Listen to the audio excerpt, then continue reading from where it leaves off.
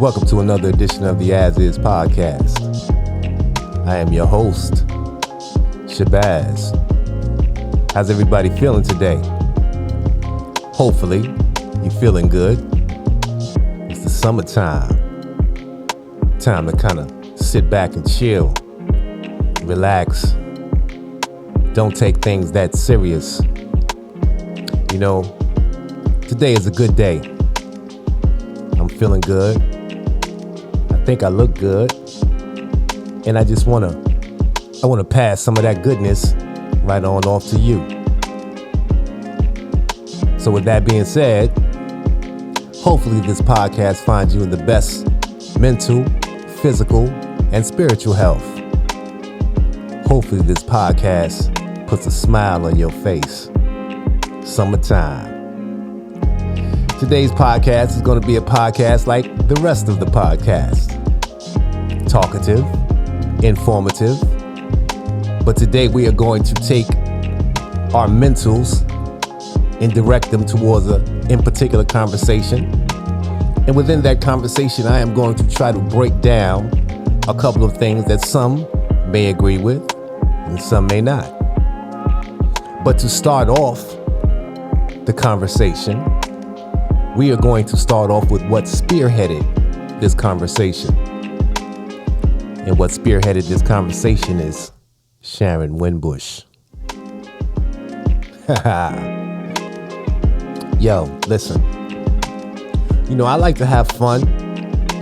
You know, I like to mix with people, mingle. I like to sometimes be silly. But then there's also an undertone, a serious side. And you know, within that serious side, I've always tried to be respectable. I've tried to be cordial. You know, I try to treat people the way I want to be treated. But you know, sometimes you get people who show you that that's not going to work. You know, they say when you get respectful, some people get disrespectful. And when you get disrespectful, some people get more disrespectful. But the question that I have and I want to present to you to start this conversation off with is, do you know when you're really being disrespectful? Do you know when you've gone too far? This is a question that I'd present to the women. And I want you to see and think from my perspective. You know, let me see if I can start the story off and then you guys can take the parallel. Sharon Winbush is someone who is a blogger on YouTube. For those of you who do not know, Sharon Winbush is an advocate, a staunch, strong, firm supporter of R. Kelly. So her words have always stood out. You know, she's done some things against some of the groups on YouTube, i.e. OCOV. She's gone after Larry as well. So I thought that she would be a very good person to interview. You know, I've done several interviews with different people. So quite naturally, Sharon Winbush would be a person to talk to. In addition to that, I'm not going to say we're personal friends, but I've spoken to her quite a few times. I first was introduced by Sharon Winbush, and I believe it might have been through Dr. Rice. Dr. Rice might have given her my phone number. And when she first initially started calling me, she was calling me asking questions about how to put together a documentary. She had a documentary that she wanted to put out. She was asking me the ways to go. And even during those times of her asking me, and I think this was maybe 2 years ago, there was a little defiance. There was a little, I don't know. I don't know how to explain it. It's like, all right, listen, I'm going to give you parallels within this story, so maybe then you can understand exactly what I'm trying to say.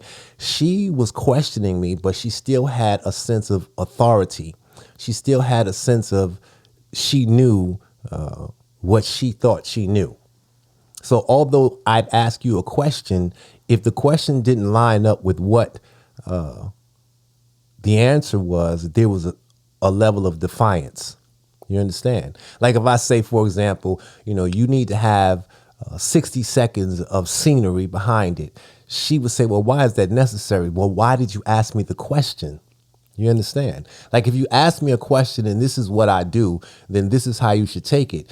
It shouldn't be you're going to ask me a question, but then you're going to come back and defy that question with saying, no, 60 seconds is too long. I think it should be 32 or 40 or whatever it may be, because you're no longer asking questions. What you want is for me to mimic what you're saying.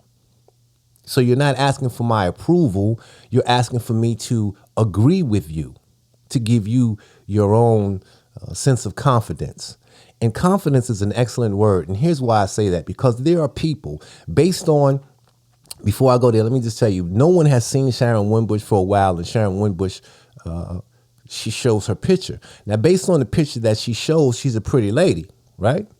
So with that level of prettiness, there comes a confidence, okay? And that confidence sometimes speaks in volumes, because she, based on the pictures, might have had her pick of the litter. You understand? She might have been able to reject dudes at will,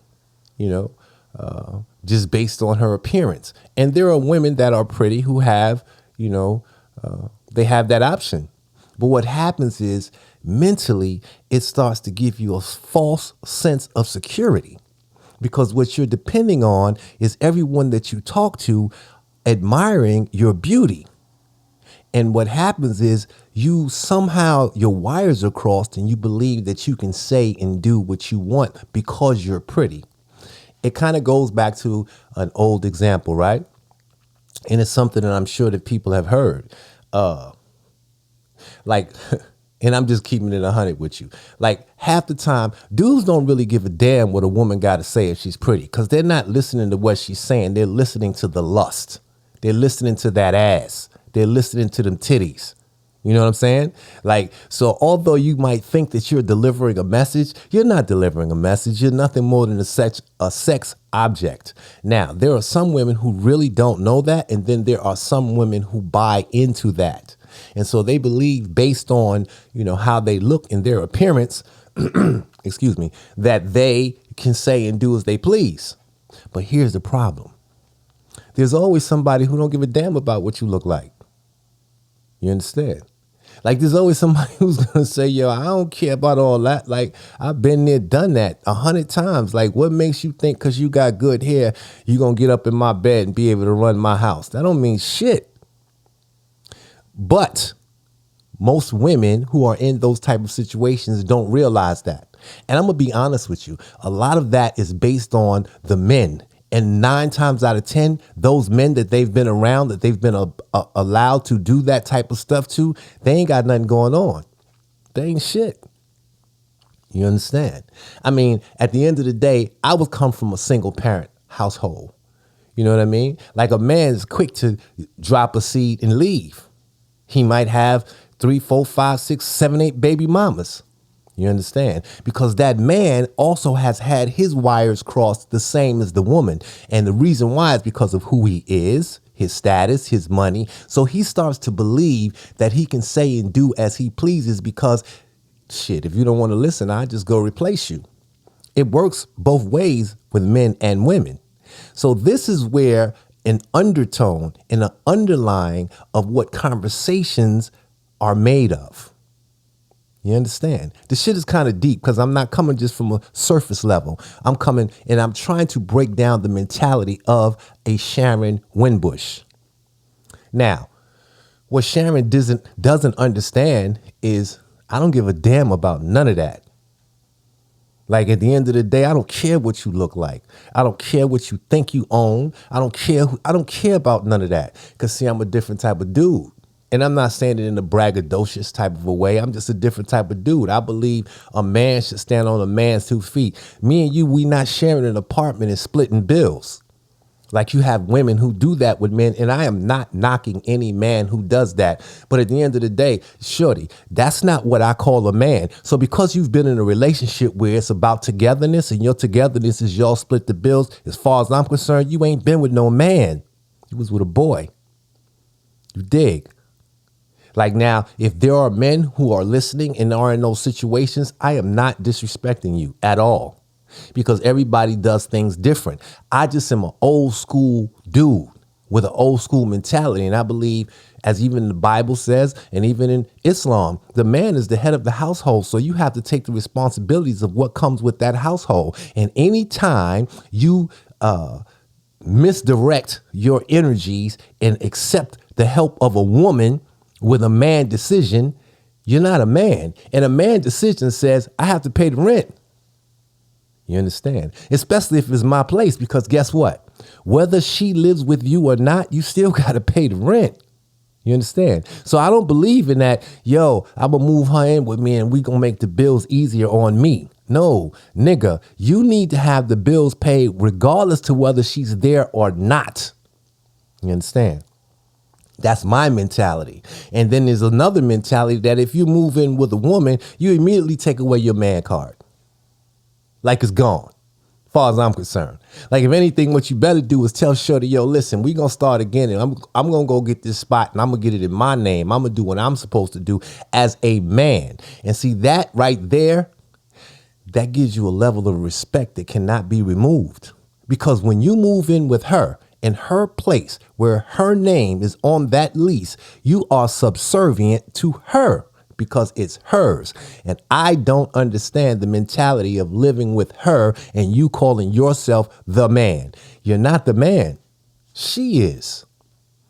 You understand? And I'm not saying it in a disrespectful way to anybody who was in that circumstance, because I've been in that circumstance, so I get it. But let me tell you the feeling of being in that circumstance. You feel like shit every day because you're not really a man.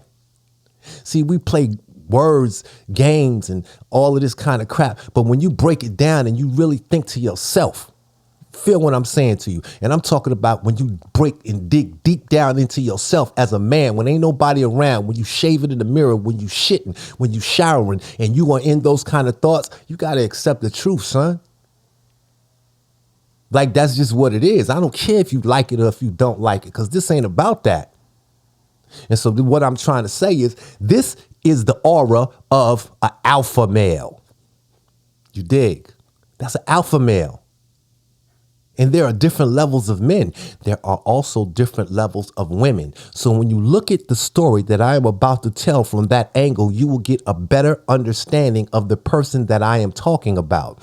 But then you also will have to look at two alphas have collided. There's an alpha with a false sense of security, and there's another alpha who sees the false sense of security that the alpha, who is the female, doesn't want you to know. And why I say that is this.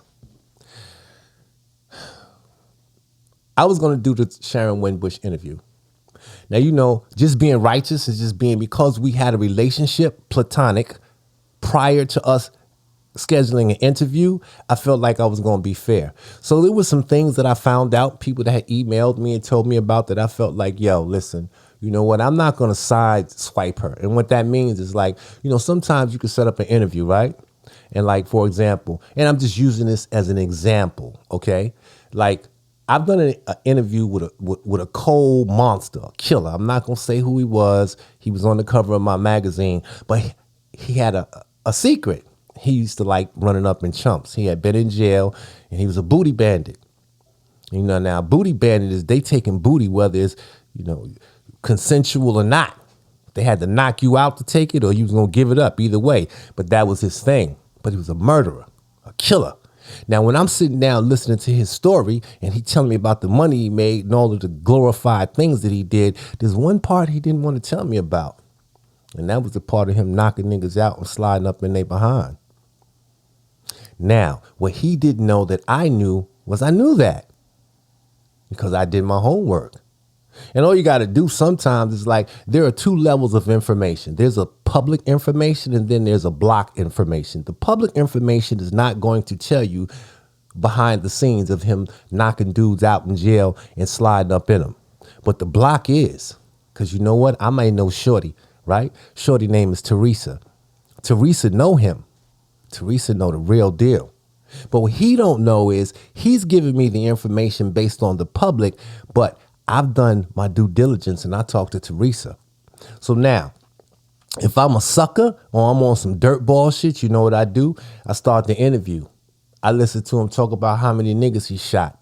I listen to him talk about how many keys he did. And then I stop him in the middle of the interview and I say, yo, but you know what? Excuse me, you know what? Yo, you was in a Supermax in 1922. I'm just throwing out a date. And he say, yeah. I say, yo, you was on cell block A, right? He say, yeah. He still has no idea about this question. But yo, in 1922, when you was on cell block A, there was a dude named Thomas Wright. And it was said that you punched him in the face. He hit his head on the steel bars. You knocked him out. And then you pulled his pants down and you put some chapstick on your dick and you raped him. And now he looking at me like, oh, shit. He not ready for that answer, that question. He don't even know how to answer it. You know why? Because it's true. But the thing is, he didn't expect me to know that. See, because he only knew what the public information was. He knew that was what was out there. He had no idea that I was going to go above and beyond to go find Teresa and find the real story. He did not know that I was going to get in contact with Thomas's people and Thomas was going to tell me. So in essence, I did some sucker shit. And there's a lot of that in the media. They'll come in there and hit you, blindside you, so you won't even know how to answer and be prepared. So now, any way he answers that question about that incident is a win for me because it's shock value. If he explodes, it re-emphasizes the truth that it happened. If he walks out of the interview, it re-emphasizes the truth of what happened. Right? But that's sucker interviewing to me. I don't do that. So now on some real shit, this is what I would have did. And this is how it goes. Yo, dog, listen, I'm getting ready to ask you these questions, right? But I'm telling you now in advance, I'm going to ask you about XYZ.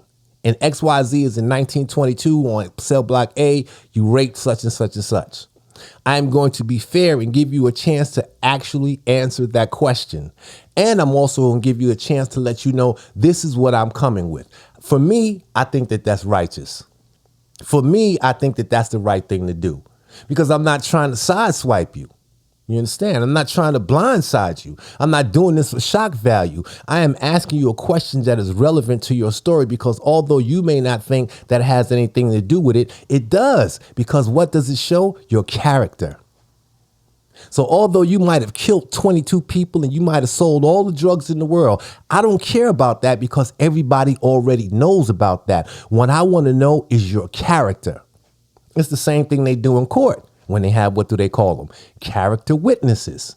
Someone who could break down that person's character. And that is the proper way to do an interview, in my opinion. You understand? Now, if I'm on some shock value shit and I want to be a shock jock like Charlemagne or Wendy Williams, then that's something different.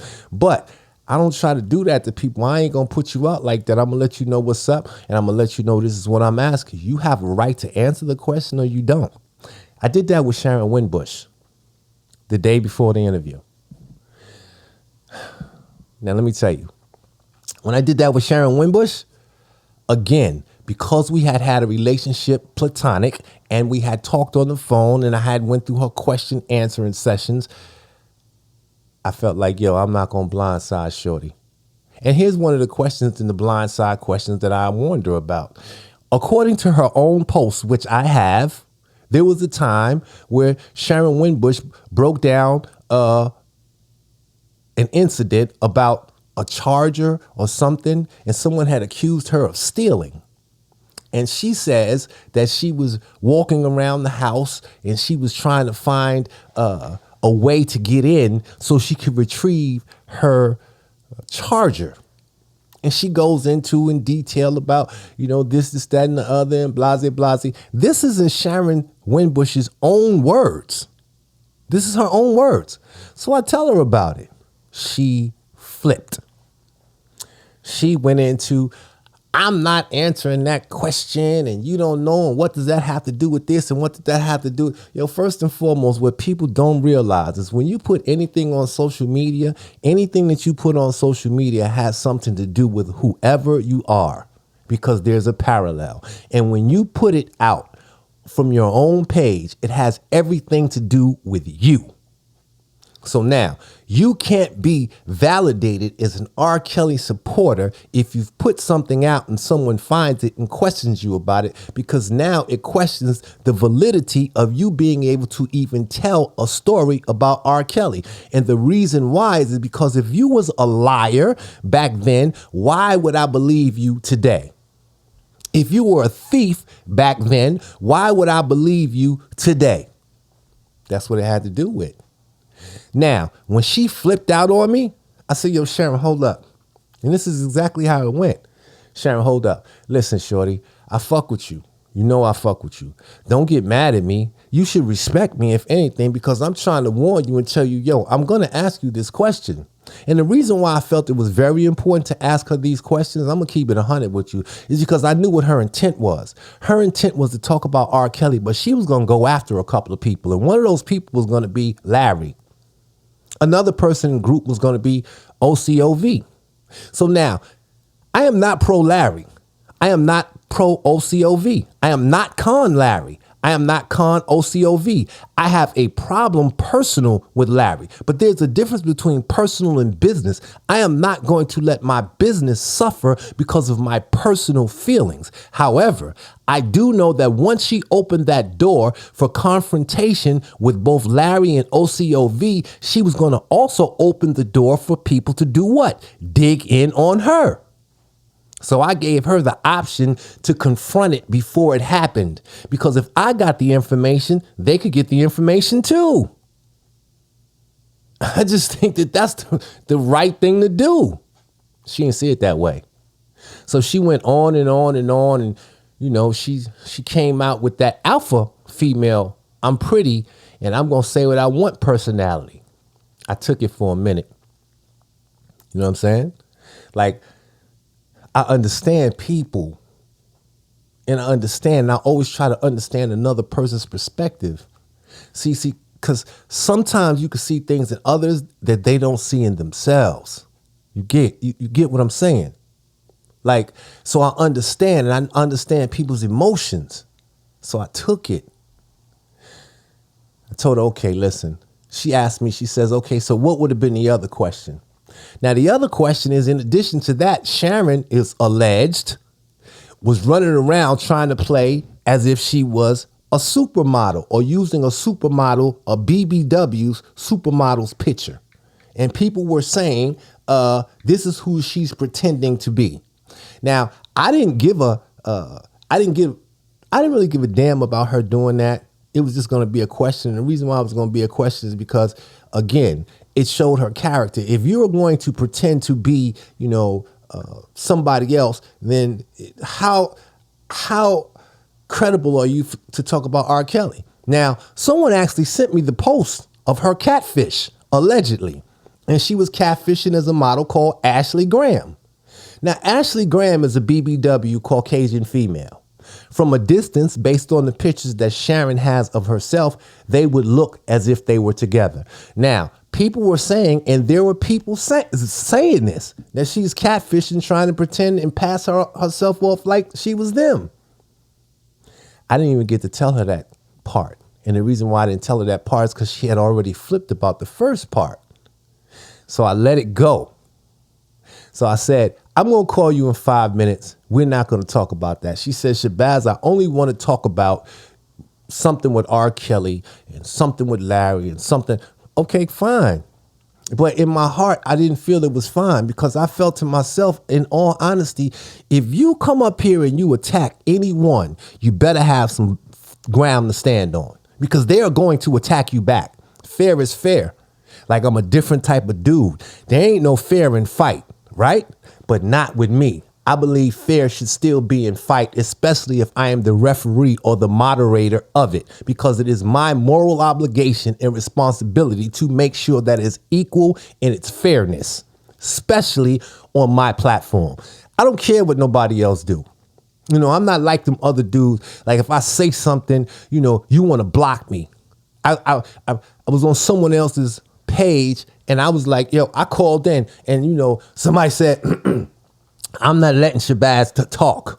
I'm not letting Shabazz talk because he blocked me. Or I'm not letting, you know, and it's like, yo, hold up. We can agree to disagree, but at the end of the day, if we adults, yo, I'm going to, you know what, here's what I'm going to do. I'm going to let you speak. Let me speak. Like, and I don't care if it's 99 of y'all, bring them all. You feel me? That's a part of me being an alpha and being a man. I can't beat 99 people. I know that that's impossible. But my alphaness tells me I wouldn't give a damn how many of y'all niggas it is. Bring them all. Let's get it on. Because you need 99 motherfuckers to come see me.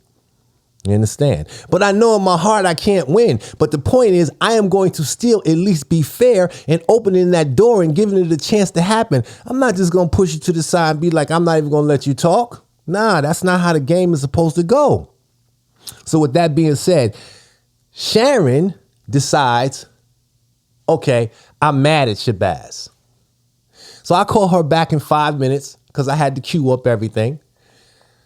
She didn't answer the phone. Call her again, she don't answer the phone. So in my heart, I know she mad because that's what women do.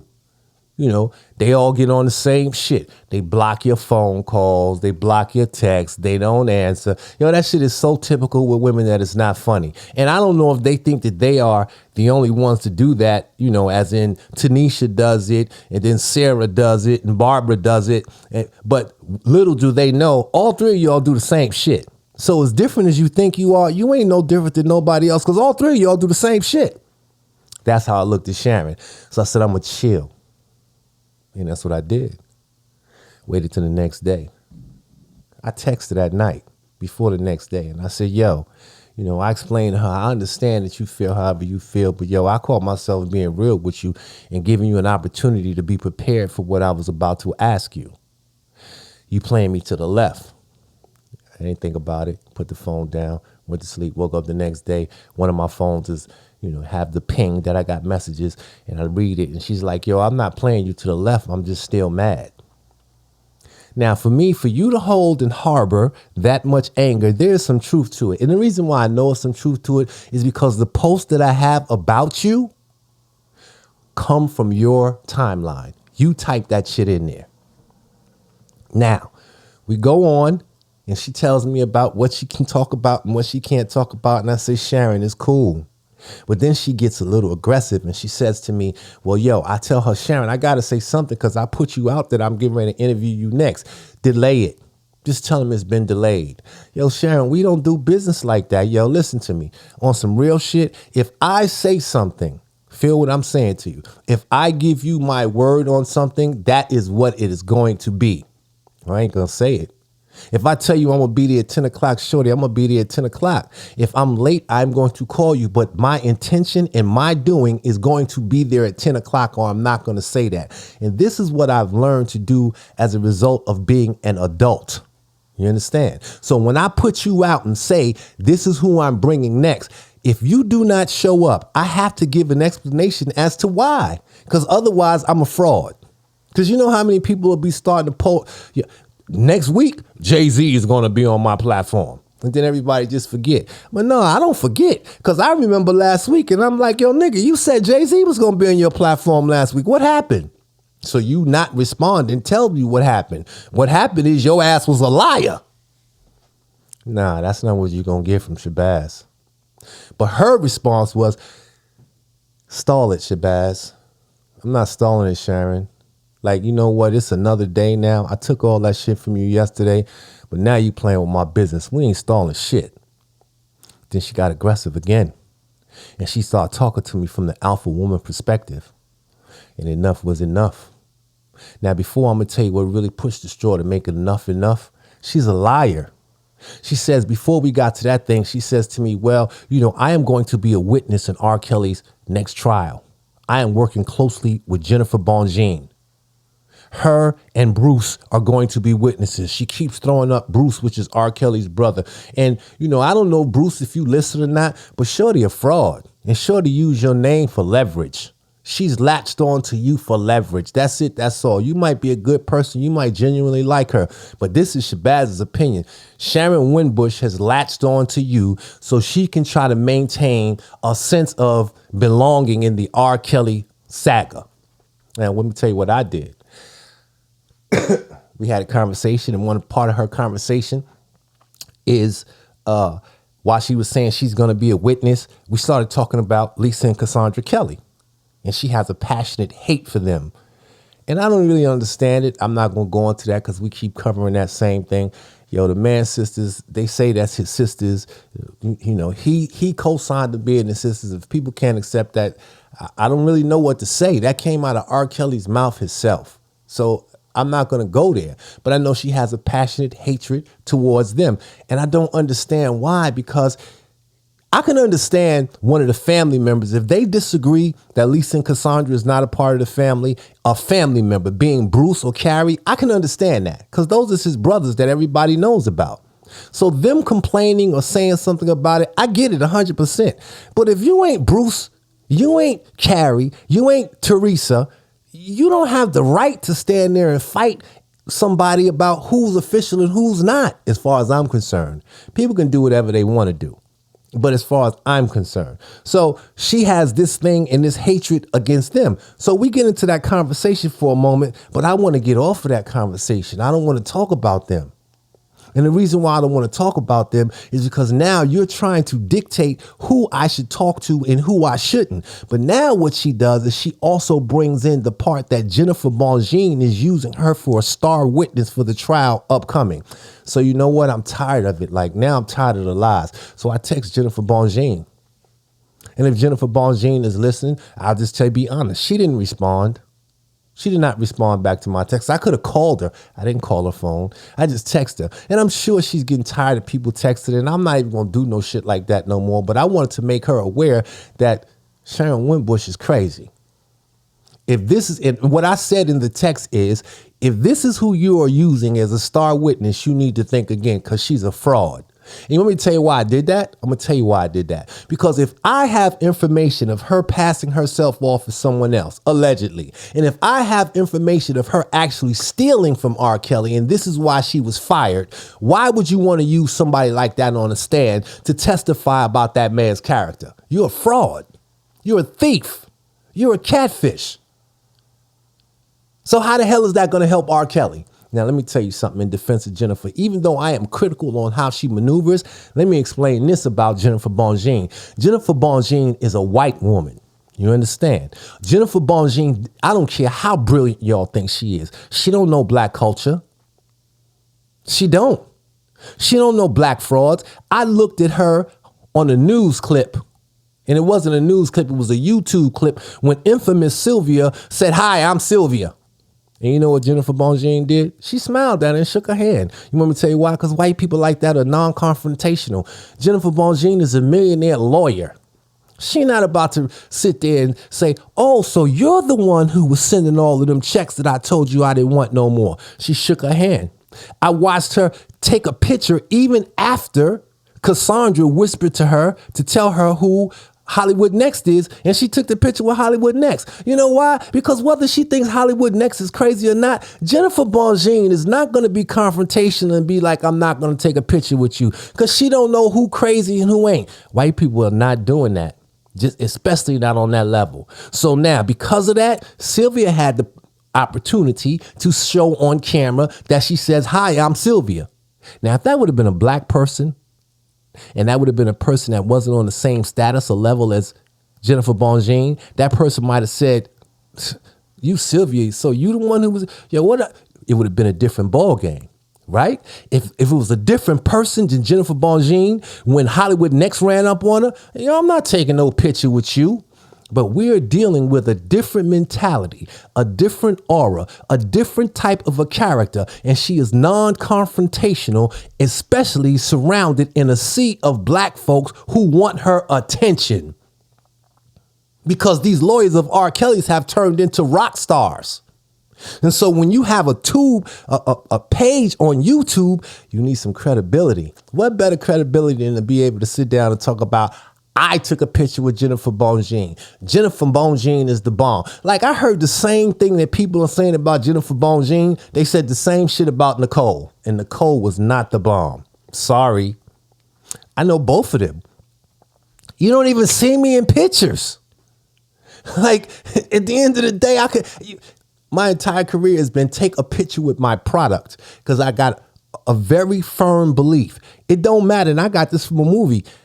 Denzel Washington said it don't matter if you're the chairman of Coca-Cola or the chairman of Blue Magic. Don't nobody care about the owner. They care about the product. What are you trying to sell? Yourself or the product? For me, business is selling my product, not myself. Because you can have all of the pictures in the world with every celebrity you want as you being yourself with that celebrity. That ain't going to get you no money. All that's going to give you is nigga bragging rights. That's going to try to give you the false sense of security to say that I know X, Y, Z. Let me tell you something. If you know X, Y, and Z and you live in somewhere where X, Y, and Z don't, you're a clown. You understand? I don't want to be in the hood talking about I know Dr. Dre. I don't want to be in the hood talking about I know Michael Jordan. I don't want to be in the hood talking about I know whoever. For what? Like, who am I impressing? Because everybody in the hood fucked up. So I got to be a bigger fucked up person because I know these people. Let me tell you something, yo. It ain't never about who you know. It's always about who will help you. And you know what help I need? Dog, endorse my product. Take this picture with this magazine. That's how you help me. Because guess what happens? When somebody sees that whoever is holding my magazine, now they're going to be interested to read it and buy it because they've seen their idol or whoever they like holding and endorsing my product. Excuse me. It doesn't matter if it's a magazine or it could be a box of Wheaties because a box of Wheaties will put whoever on it and make you eat it. You understand? Like they will put LeBron James on a box of Wheaties because LeBron James has 1 billion fans. And if we see LeBron on a box of Wheaties, then we're going to eat it too because we want to jump like LeBron. We want to be like LeBron. Duh. You dig? So I know that took us way away from what the subject is. But here, let me get back to the subject matter. So now, Sharon is still on top of defiance. The next day after the text. But no more, Sharon. Like, yo, listen, shorty, you ain't gonna tell me to stall shit. You're not gonna tell me what I can and can't say. Then she had the nerve to tell me, don't say nothing about me being a star witness. And it's like, yo, girl, you lying. I know you lying. And because I knew she was lying so much, again, I texted Jennifer Bonjean and I told her myself. I went to somebody else who I'm not going to name, who I also know knows her, and told her, let her know what's going on. Now, be mindful. I didn't want to call her. I called her before the last time when I had a problem with spitting fire, and that was just to shut her down. I never put that recording out. Integrity wise, I was wrong, but I got caught up in my emotion because what happens to me is I watch these people on their platforms. I listen to the things they say, and to each his own. They have their own followers and I get it. But when you come in front of me with that crap and I know better, it's like a personal challenge. You're challenging me to challenge you because I already know half that shit you talking is bullshit. I know that. Because I really, and I'm not going to apologize. People want you to apologize for being who you are. I'm not going to apologize for being Shabazz. I can't help who I really know. I can't help the work that I've done. That doesn't make me better or more special than anyone else because you can all get off your ass and do the same shit. What I don't like is when you sit up somewhere and you just be fronting and talking a bunch of bullshit. And I know it's a bunch of bullshit. And I'm fine with you being that way. Just don't bring it to me. So Sharon Winbush's straw was up when she brought it to me because I know you're not a star witness nowhere. I know that from your own page, you talking about a charger. I know the Ashley Graham story. I know all of this. So now it's like, you know what? I have to justify me saying that I'm bringing you on. So now I'm going to do it. And I'm going to do it the way it's supposed to be done. The same people that I let and warned know that you were coming on is the same people I'm talking to let them know why you didn't come on. That's integrity. You get it. You get it. Like, that's how the game is supposed to go. And that's what this game is missing. And a lot of times, the reason why it doesn't happen that way is because we're scared of losing friendships. We're scared of, let me tell you something. People say don't burn bridges. A bridge has to take you somewhere to be burned. Sharon Winbush is taking me no goddamn where. You understand? And let me tell you how my arrogance is in Shabazz's mentality. None of you niggas is taking me nowhere. You know why? Because I'm going to get there by myself. If I have to swim, if I have to get on a canoe, if I have to rent a boat, if I have to wait for a kite to come by and lose 100 pounds so I could be light enough to float to the other side, I am going to depend on me because that is what men do. They're no bitch. That's the difference. And if I fail in trying, I'm going to fucking do it and try. I'm not sitting there waiting on nobody to take me nowhere. I ain't did that my whole goddamn career. Ain't nobody came to every goddamn interview that I got from any celebrity I got on my own. For the first 2 or 3 years, record labels tried to shit on me and didn't give me nobody to talk to. But guess what? Even with Def Jam, and I know Russell Simmons ain't gave me nobody to fucking talk to. But one of the first niggas I got from Def Jam was Method Man. He already knew what it was because he knew about me from the streets. And I didn't kill nobody. I didn't sell 1 million keys. My motherfucking work did it. And niggas said, let's do it. My first fucking interview was with DMX in a goddamn club in Chicago. And I had gone to his record label and they ain't motherfucking respond back to me. I put my motherfucking work in. And when I put my goddamn work in, then they start talking about, can you interview somebody? No! That's how the fucking game go. That's how you move when you believe in yourself. Win, lose, or draw. And this is why I don't give a shit about your bridge, Sharon. She told me some shit about Bruce Kelly is mad at me because I didn't use the word alleged for Lisa and Cassandra Kelly. I told her, I respect Bruce, and I told Bruce this himself. And if Bruce, you listening, you know I told you this. And you can go on anybody's platform and tell me I'm lying or telling the truth. I said, yo, I understand how you feel, but I am not shitting on Lisa and Cassandra because that's sucker shit. I'm just not doing that. Okay, you feel how you feel about them. I get it, homie. I respect it. I understand. But that is not going to sway how I move with them. That's just how it's supposed to be. You can't let somebody come in and make you change who you are because to benefit them or whatever they're talking about. And this is Sharon Winbush. So she threw that up in my face yesterday talking about, well, he's going to be mad at you. Then let that nigga be mad. And that's not no gangster shit going at Bruce. And Bruce, if you listening to me, dog, you already know, homie. Like, I just keep it 100 with you. Like, whether it hurts me or not. And so many people have told me throughout my career, sometimes, Shabazz, you hurt yourself because you're just too real. And I'm not saying that to be braggadocious again. It's just what it is. Yo, you going to, I started as is. That means I am what I am. You are going to accept me for me, regardless to if you like what I say or you don't. That should have no bearing on our relationship. Yo, that's just how some people are. The nigga gonna tell you what it is, whether you like it or not. You gonna respect him for that, or you gonna say, fuck me. That is what allowed me to be in this game. And there's a lot of niggas who probably don't like the shit that I say. I get it. But I am not gonna be in your circle or your circumference and I'm gonna sit there like everybody else and lie to your ass. It's not what I do.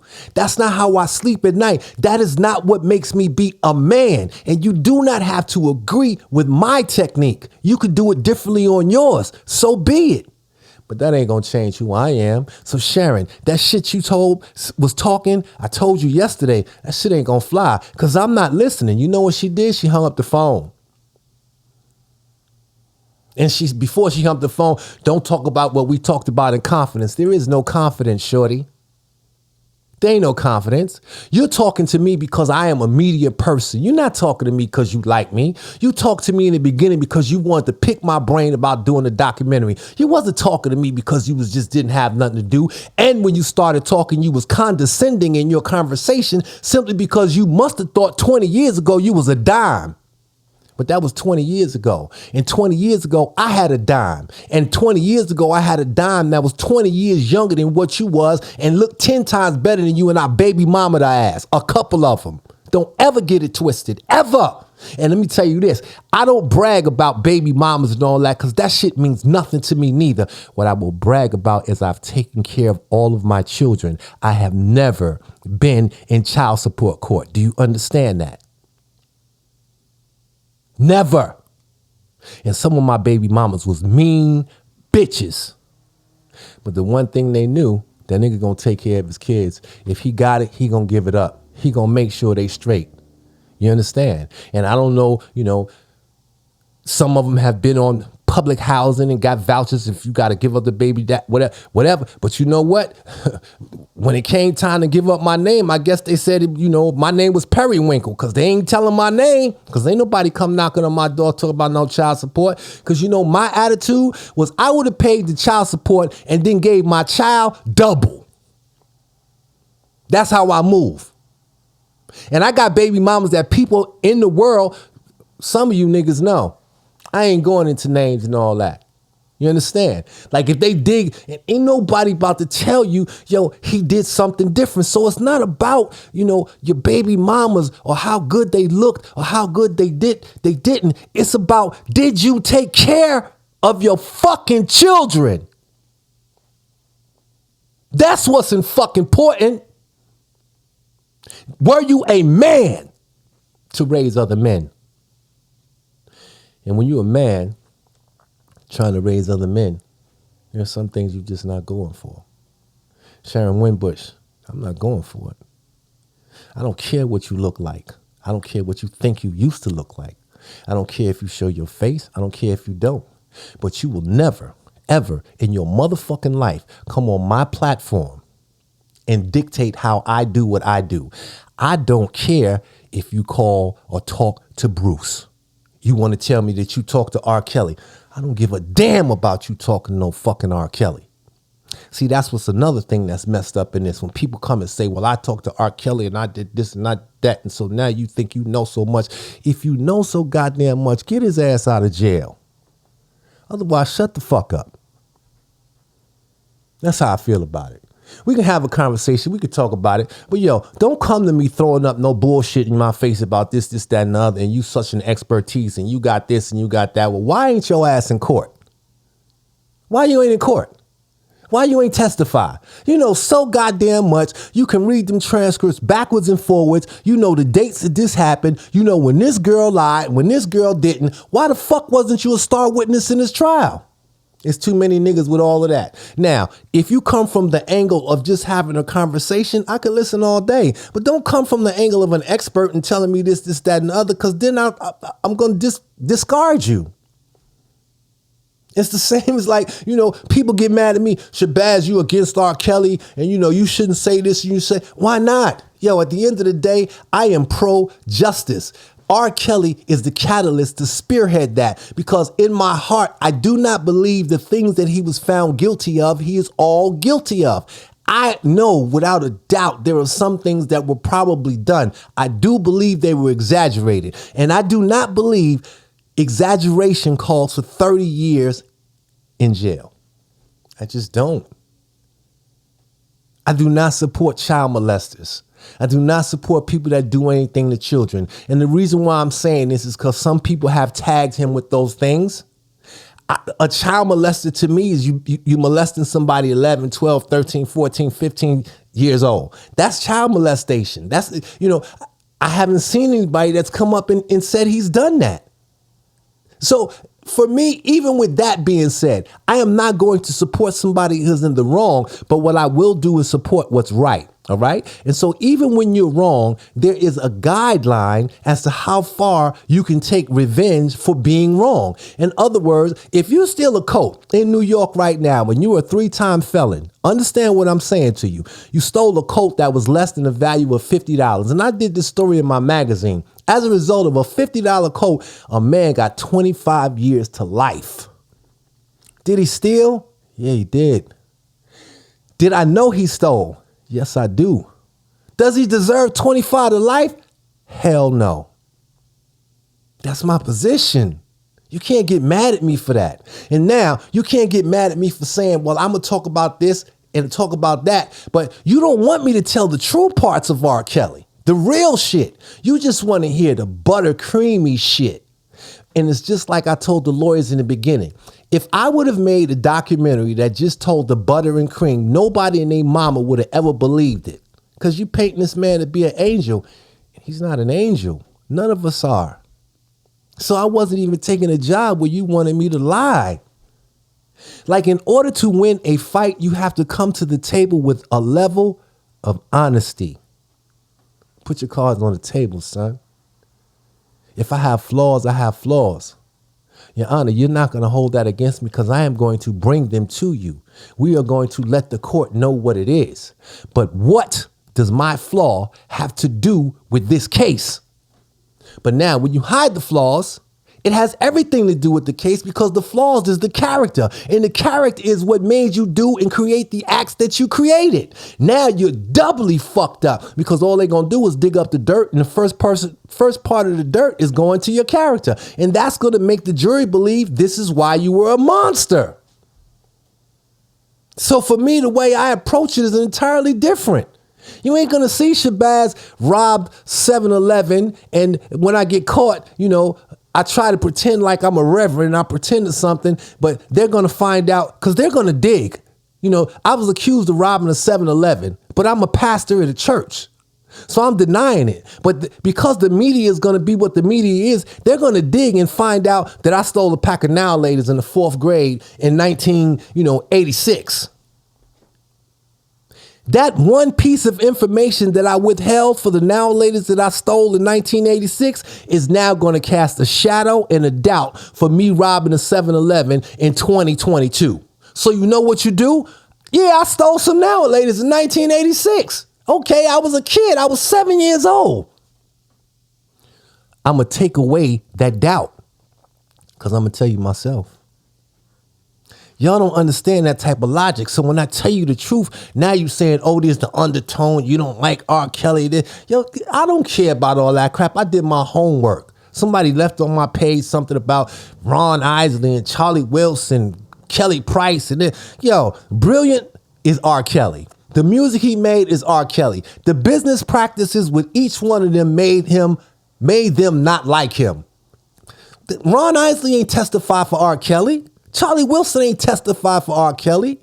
Kelly Price defended her position on what she's seen to one of the wives.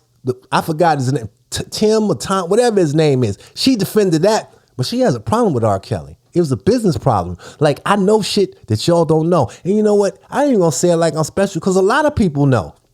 His business decisions and the way he moves is just fucked up. What does that have to do with the beautiful songs that he made? Nothing. But now, when you're put in front of a public spectrum, you should know all sides. Because now you can fairly judge. You can assess what we're talking about because you have all of the facts. But when you hide some of that shit and you try to make it look like it's something else, when somebody comes with it, that's the piece that breaks the camel's back and finds him guilty. Because you didn't tell us that he did that. We don't know what really happened with Kelly Price. We don't know what happened with Ron Isley. We don't really know what happened with Tank. We don't really know what happened with whomever else. But now that you know, okay, you know what you're walking into the courtroom. You know what kind of person this person is. And now you can judge accordingly because all of the facts have been presented. So why am I going to hide it? Is that hate? That's being fair and non-biased. But when you're so far gone mentally, and you don't understand the type of honesty, you're going to see it from a different perspective. And a lot of times we can only understand what we know based on where we've been and what we've gone through. And sometimes you haven't really gone through anything in the real world. I come from the ghetto. The politics that are run in the ghetto is entirely different from the real world. The perception and the level of thinking that happens in the ghetto is entirely different than the real world.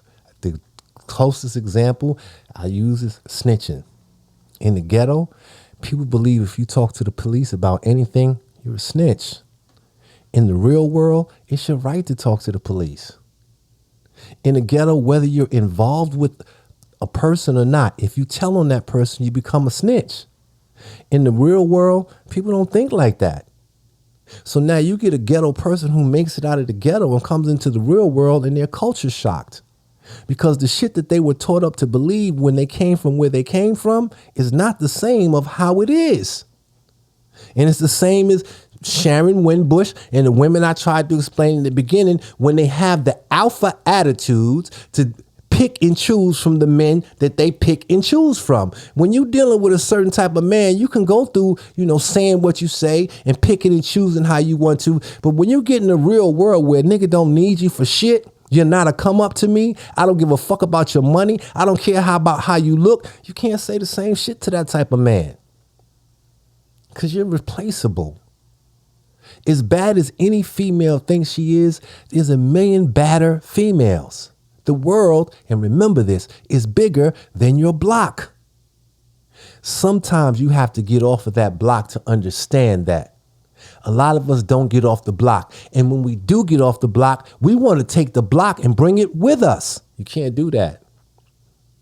The first house that I moved in, I couldn't bring the mentality of when I had an apartment. I just couldn't do it. For example, and I'm going to keep it 100. I might hang up my drawers, somewhere in the living room, flipping on the back of the couch. When you wake up in the morning, you turn it to the other side because one side is dry, one side ain't. I'm not doing that in the suburbs. And I'm not even going to take the attitude of hanging my drawers up in the backyard, because in the suburbs, there's a washing machine and dryer that came in the house.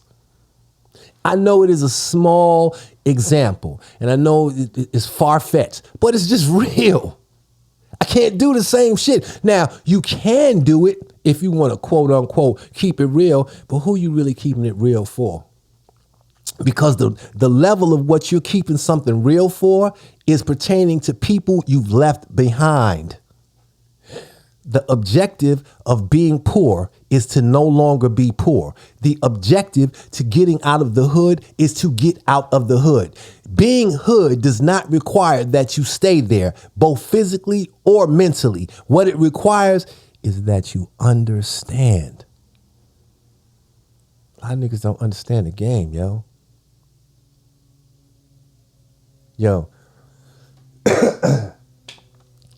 I can go on and on and on, yo, and I'm not. But here's my whole purpose. My purpose was just break down to Sharon Winbush and my official stance and position. Bruce Kelly, if you're listening, son, I got no beef with you at all. I understand. I know who you are. You know who I am. We were supposed to link up, and we were supposed to link up through Sharon, sit down and eat. That could change. You could be mad at me. I know Sharon might be your people, but your dog, man, no disrespect. I don't really give a fuck. Like, Sharon Winbush has no bearing between me and you. If you want to carry it that way, then fuck Shabazz. You know what I mean? Niggas say fuck Shabazz. I could care less. And I'm not saying it disrespectfully, but that's just where it is with me. That's where it stops. Like, I am not going to compromise my integrity. I am not going to minimize who I am for no female. Like, I'm just not doing that. I don't care what she looks like, what she has. At the end of the day, we are all men. A man's responsibility is to teach. A man's responsibility is to be responsible. If you are hanging on to the bra straps or the panty line of a woman, you are not a man, and we're different. You can have a penis. You can have stinky breath. You can have funky ass socks. You can have run down shoes. But nigga, I don't count that as just being a man. And that's another thing. Man don't mean dirty. Like, dog, that don't prove that you a man because you walking around funky or you walk in your room and it smell like shit. When I walk in my room smell like Japanese cherry blossom. Or my motherfucking shit smell like, what's that other shit? Eucalyptus mint. You know, I go to the fucking Bed Bath & Beyond and I buy a can. I'm like a bitch. I don't want to smell all that nasty ass shit. Like, I just don't. I don't like my undershirts if you wash them, so I don't fucking wear the same undershirts. I throw them away and buy new ones. I've been doing that shit for 20 years. I want my shit to be crispy. I look at white people that's on TV and I look at them when they be in their shirts and they be doing their interviews, and I've always said, damn, they should be looking like it comes straight out the box white. I can't find the cleaners who will clean my shirt and make it look like it came but straight out the box. So I got 100 white shirts. Because I want the same level of respect that you give to someone else based on his cleanliness and based on him being fucking his hygiene. I'm not going to do the reroute. The last time I did a reroute, and what I mean by reroute is wear the same shit 3, 4, 5 days in a row. I was selling drugs, son. In the game, that's permissible. In the game, that's expected. In the game, that's respected. Because sometimes a nigga ain't got time to change. I'm getting money. I'm not worried about changing my jeans. For who? To impress you? As long as these jeans in their pockets is filled up with loot, I'm good. That's a drug dealer mentality. Nigga, when you in the mentality or you in the world that I'm trying to break into, mainstream, where one film can change your life, you better change your motherfucking drawers, your socks, your undershirt, your fucking shirt, your pants, your belt, every motherfucking day. Because when you sit in front of them people, they taking notice of that shit, son. The same way a nigga know you wore the same jeans for the last 2 or 3 days. Because there are people who will watch and there's somebody on the block who say, ew, that nigga been wearing them same jeans for 3 days. Wait a minute, shorty, you had the nerve to sit there and watch me for the last 3 days and you looked at the tags to know that I wore these for 3 days? Yeah, she did. You don't think that happens on a higher level? Yo, the game is the game. And I don't want to keep talking about it. That's my official response to what happened with Sharon Winbush. Sharon, you can rebuttal. You can say whatever you're going to say. You know? I don't got no beef with you. But when you compromise my podcast and you do it based on your attitude of who you think you are, we got a problem. And I don't care if you marry Bruce Kelly. You can marry R. Kelly. I'm going to handle it and say it the same way. And you know what? Out of respect to her husband, your husband, or whomever, I'll tell a nigga why I said what I said. Because I'm not saying it from a place of hate or a place of anger. Sometimes people just need to be told what it is so they can know how to move. If don't nobody tell you, how the fuck you gonna know? In the lessons that I've learned in this game, no one has ever gave me a precursor or a cautionary story to prevent it from happening for me. I learned by mistake and I made the mistakes in order to be corrected by them. Nobody tells you how to walk into a corporate boardroom, but I've done that. Whether I was correct or whether I wasn't, the people sitting in that boardroom, they knew. And eventually they tell me. Sometimes you get the position, sometimes you don't. Sometimes you get, rack space with your magazine in Barnes and Nobles or in Borders, and sometimes you don't. It's not always the money. Sometimes it's just the way you carry yourself. Sometimes it's just the things that you say. And let me tell you something, all of that holds weight. When you master learning how to play that game, you master your direction. But if you don't know how to play, because ain't nobody told you, you're always going to stay on the same level.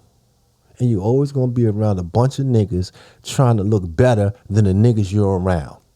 And everybody's fighting for the I'm better and bigger attention. I know R. Kelly. I got the answers. And here's the truth of that. And this applies to Shabazz. You know so goddamn much. Why he locked up? All of them girls lied. Why he locked up? That's not a shot at R. Kelly. That's just real. And what they try to do is they try to flip it on you, because when you say that now, oh, you're talking about R. Kelly. No, I'm not.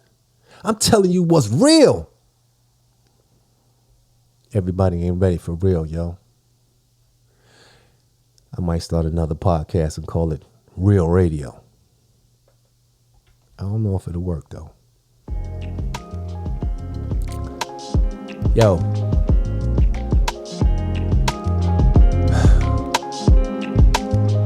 I don't even know what to say. I'm speechless with myself. I'm not even going to listen to this shit. And, you know, I don't be doing the editing shit out. I don't do that. Like I've always told the people that I fuck with, if you say something on my podcast or to me in my magazine, I'm printing that shit. I'm playing that shit. It ain't gonna be I'm cutting that shit out. You know why? Because I'm human and I make mistakes. And what's more important is I'm going to say what I feel, yo.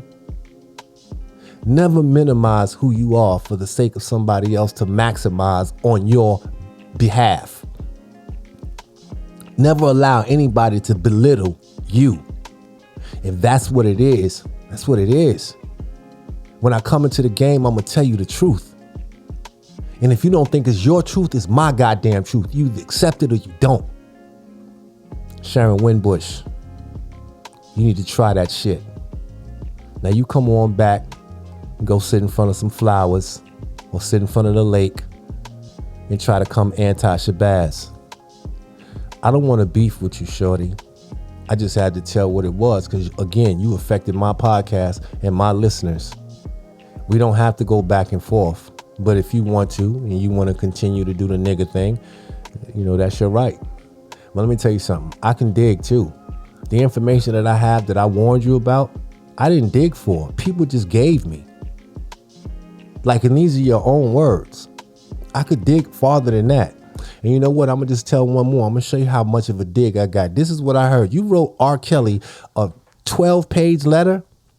And in the 12-page letter, you're writing R. Kelly telling him what he should do and who should be this, that, and the other. You know what I heard? I heard R. Kelly read the first page and then gave that shit to a private investigator. And the person and the people that you were talking about, they ended up with the letter. Like the shit that you were saying in that letter is bananas. You better worry about that letter still being in existence in your own handwriting. As a matter of fact, I also know that they were trying to serve you with a cease and desist to shut you up. Your address is public. The private investigator just couldn't get to you. Like, if you start and you want to go there, you go there. But like I said, we all have to build the character witness. And you know what? Let me just tell you from the gate. Yo, I don't care about what you come with my character because I'm as is. That's how I came in the game. So I'm prepared for anything anybody got to say about anything. I don't give a fuck. You understand? Because I know the one thing about the game. And the game is you damned if you do, you damned if you don't. So why in the fuck am I going to sit back and let you or what you got to say or what you think affect me? You understand? And you know, let me tell you something else. Unlike you, for the last 17 years, AsIs has worked for me nationally, worldwide. We've been to Colombia, Africa, London, England. That's where AsIs has put its fucking footprints down at. So you coming along with whatever it is to try to discredit me, you do that. I welcome it. And you better bring a mob with you because you're going to need them. And I know I can't beat a mob, but I'm going to feel like it's equal if you have a mob. You better have a mob of people or a slew of information. Otherwise, yo, you not stronger than no record company. You ain't stronger than no newspaper. You not stronger than no rappers. And all of them has stood in front of me and tried to do whatever. And you know what? When I lose, I lose. And when I win, I win. And in the losses that I've taken, they ended up being wins. And you know why? I'm still here, shorty. My genre was the strongest genre in reading in prisons. And those consisted of 3 magazines, Dawn Diva, Feds, and AsIs. I'm still here. They're not. And I'm not saying that as a diss, but they're not around anymore. I am just as strong. And my shit is considered the Bible in prisons. You understand? And I don't let that go to my head. It's just because I just tell real stories. So now what you need to do is make you another documentary or make you a prison story and go send it somewhere. The same way you tried to send them letters into the jail of Larry to get Larry hit. Do that with Shabazz. Let me see where that shit gets you. Learn the game, shorty, and know who the fuck to talk to. With that being said, pardon my rant. Thank you guys for listening. And as always, have a nice day.